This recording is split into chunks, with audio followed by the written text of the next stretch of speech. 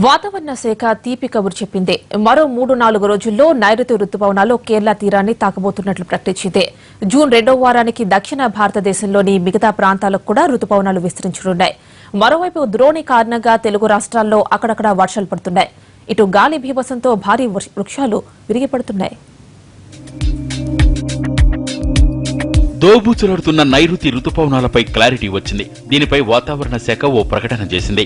మరో 3-4 రోజుల్లో కేరళ తీరాన్ని నైరుతి రుతుపవనాలు తాకబోతున్నాయి. మరో 15 రోజుల్లో పూర్తి స్థాయిలో విస్తరించే అవకాశాలు ఉన్నాయంటున్నారు అధికారులు. మరోవైపు ఈ ఏడాది సాధారణం కన్నా ఎక్కువ వర్షపాతం నమోదు కానుందంటోంది వాతావరణ శాఖ. ఊహించినట్టుగా వానలు కురిస్తే కరువు తీరిపోయినట్టే. మరోవైపు ద్రోణి ప్రభావంతో తెలుగు రాష్ట్రాల్లో అక్కడక్కడ వర్షాలు కురుస్తున్నాయి. ఉదయం నుంచి సాయంత్రం వరకు ఎండ దంచి కొడుతున్నా ఆ తర్వాత ఒక్కసారిగా మేఘాలు ఏర్పడి కొన్ని చోట్ల వాన మొదలవుతోంది. గుంటూరులో నాన్ స్టాప్ గా వర్షం కురిసింది. వానకు తోడు బలమైన ఈదురుగాలులు వేయడంతో చాలా ప్రాంతాల్లో చెట్లు కూలిపోయాయి.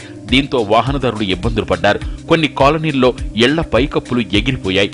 చెట్ల కొమ్మలు విరిగిపడి ఇళ్లు దెబ్బతిన్నాయి. కడప జిల్లాలోనూ అక్కడక్కడ భారీ వర్షాలు కురుస్తున్నాయి. జమ్మలమడుగు, రాజంపేటల్లో ఈదురుగాలులు బీభత్సం సృష్టించాయి. కడప నగరాన్ని భారీ వాన ముంచెత్తింది. ఇళ్లల్లోకి నీరు చేరడంతో జనం ఇబ్బందులు పడ్డారు. నిన్న అర్ధరాత్రి నుంచి కొన్ని ప్రాంతాల్లో విద్యుత్తును నిలిపివేశారు. అటు ఆర్టీసీ గ్యారేజీలోకి కూడా భారీగా నీరు చేరిపోయింది.